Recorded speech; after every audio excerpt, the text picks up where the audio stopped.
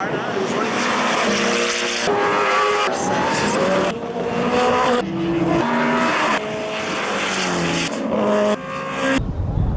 I'm Honda Pro Jason, and I'm here at Grid Life 2015. This is an unbelievable event.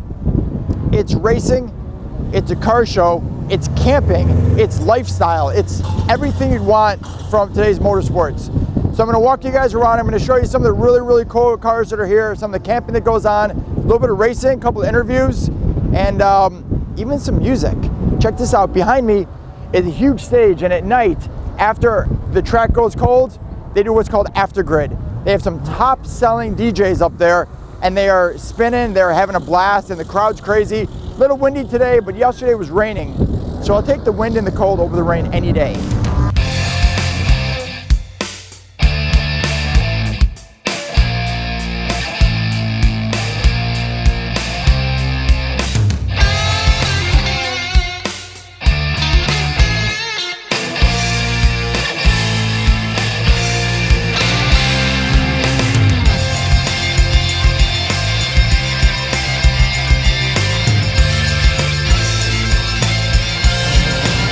I'm now with Chris Stewart, the founder and director of Grid Life. So everything that's happening is a result of this guy right here. What's happening, Chris?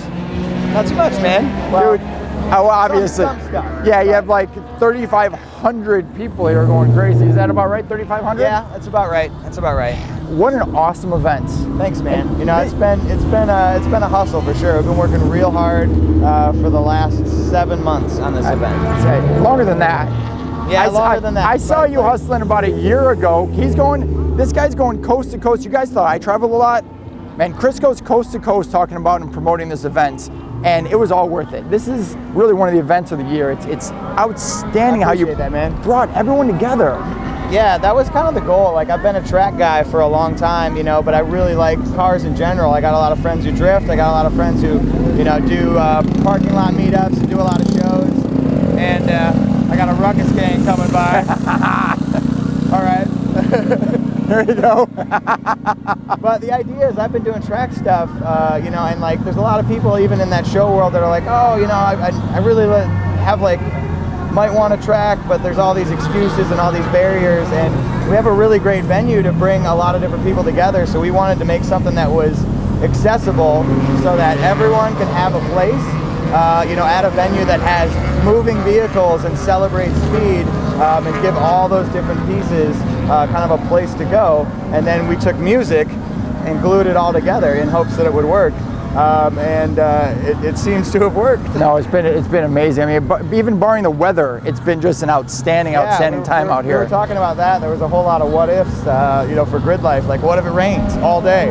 And we're through it. And people, you know, really are still pretty stoked about it. We've got a really good crowd on a Sunday. It's awesome. You know, people hanging out, and the community that we've been able to kind of build around it has been great. So we're getting support from all different sides of the automotive, you know, enthusiast community. That's cool. That's cool. And people can, for next year, what do you suggest? Buying your tickets early, right? Before they sell out? Yep. So, I mean, I think as far as, you know, Grid Life's future and what we want to do, we're going to be doing some satellite track events.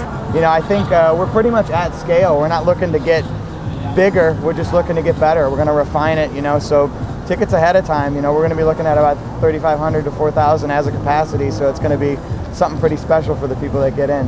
And the people that come next year, so they know kind of what to expect. Can anyone track their car? Can anyone bring their car? Do you need a special license or something? No, that's one of the, you know, the big goals of the event overall is that we want to make tracking really easy. We want to eliminate any barriers of entry possible. So we've got some of the best instructors in the business, you know, great instructing staff, and it's incredibly beginner friendly. The HPDE is built around the beginners, and we're only going to continue to improve that. So we've got single sessions that are only $55. So you come, you get a general admission ticket, you add $55, and you get pro instruction, an instructor in your car, a classroom instruction, and you get to go out and see what it feels like on a racetrack at speed for 20 minutes. Beat that for $55. Yep, and you don't have to worry about, do you have the right brake pads, or is your build done? You can just go out there and not have to worry about and just let it all out. Spending $260 for a full weekend, you know, just to try it out. I like that. Absolutely. Excellent. Yeah. Thanks again. Thanks, guys. See ya.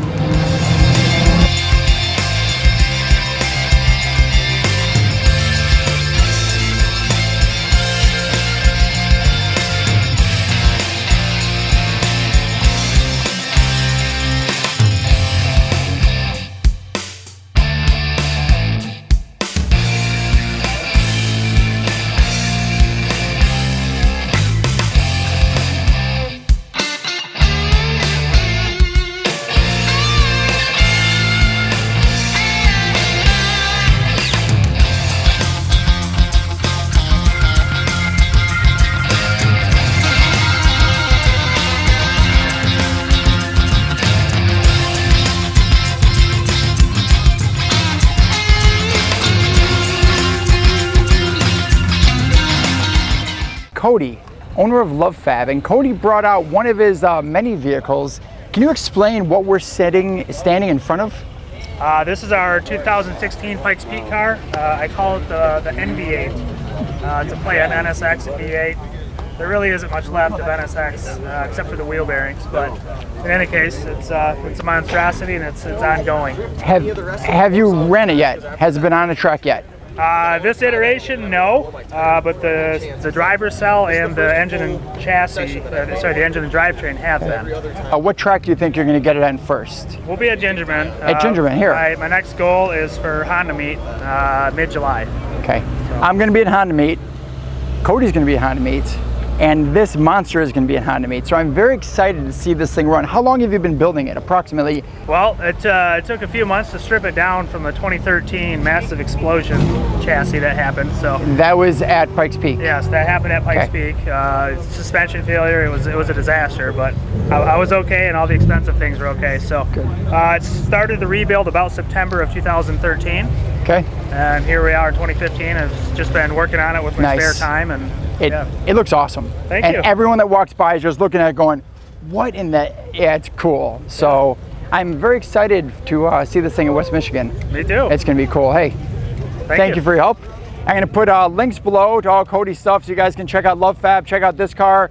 I think put a link to that crash. I think we have it on video somewhere, the Pikes Peak one, right? Yeah, there's a link on YouTube for it, yep. So I'll put a link below too so you guys can see it.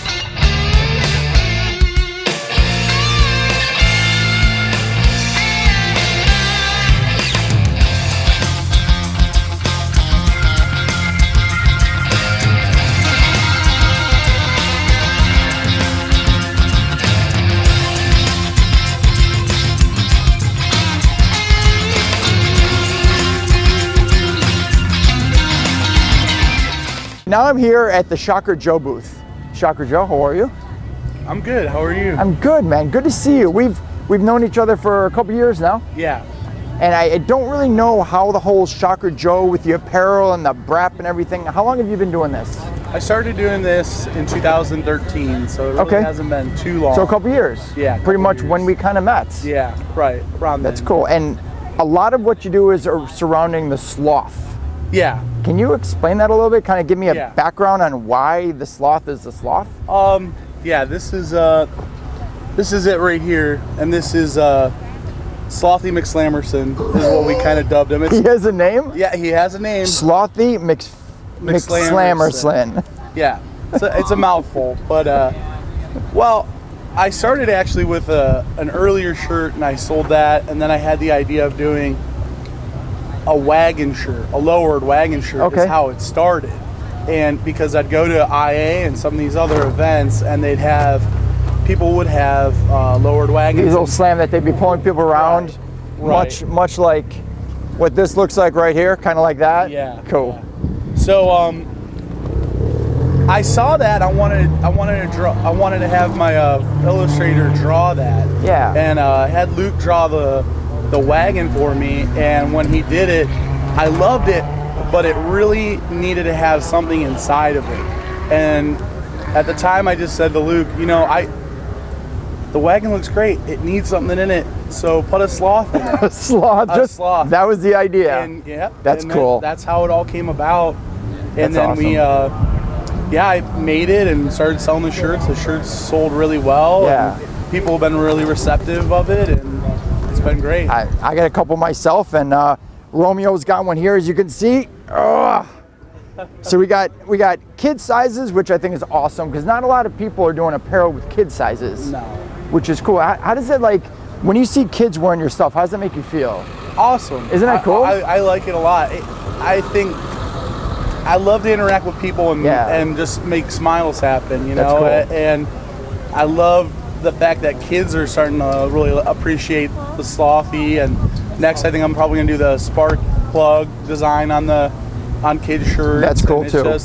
I think a lot of the import events have realized that it's not just about men and it's not just about 18 to 23-year-olds. It's families. Exactly. So when there's families at these events, I wanted to have something for kids, you know, not Perfect. just men's t-shirts. So Makes perfect sense. And Yep. this is your first year at Grid Life? yeah, this is my first year at Grid Life. What do you think? Like, what do you think of the overall feeling of Grid Life? It's amazing. The Yeah. vibe of this event is unreal. That's cool. Everyone's super positive. You know, the weather has been a little chilly. A little chilly, a little rainy, but you know what? Right. It hasn't stopped the crowds. No, It really no. hasn't, which is cool. No, people came out last night in the rain and partied. Yeah. And that the sound stage, the venue is just amazing. Yeah. Gingerman, the track is awesome. Everything, even the food trucks are great. I know the food. Oh. There's a wide variety out there, Yeah. which is cool. Hey, good talking to you. Yeah. I appreciate it. And if anyone wants to buy your stuff online, can they go to a website? Do you do Yeah. that? What's your website? It's shockerjoe.com. Shockerjoe.com. So- Go there, check out some Sloth, check out some kids apparel, check out some Brap. This stuff is, dude, this is awesome. It's super colorful. Brap, which is awesome. So, hey, man, seriously, thank you Thank so you. much. It was a pleasure talking to you. Yeah.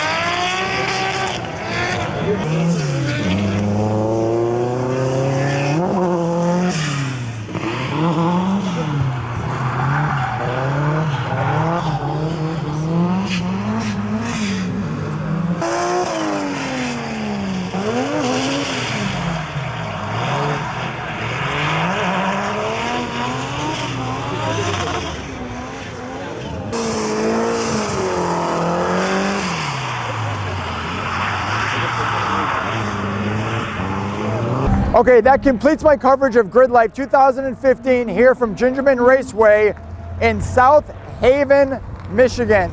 It has been an outstanding day. There are cars everywhere, there are campers everywhere. We saw some Time Attack.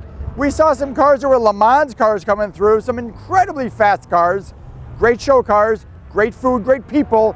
I hope to see you guys all here next year at Grid Life 2016. We'll see you guys then. Until then, I'm the Honda Pro, and now you're in the know.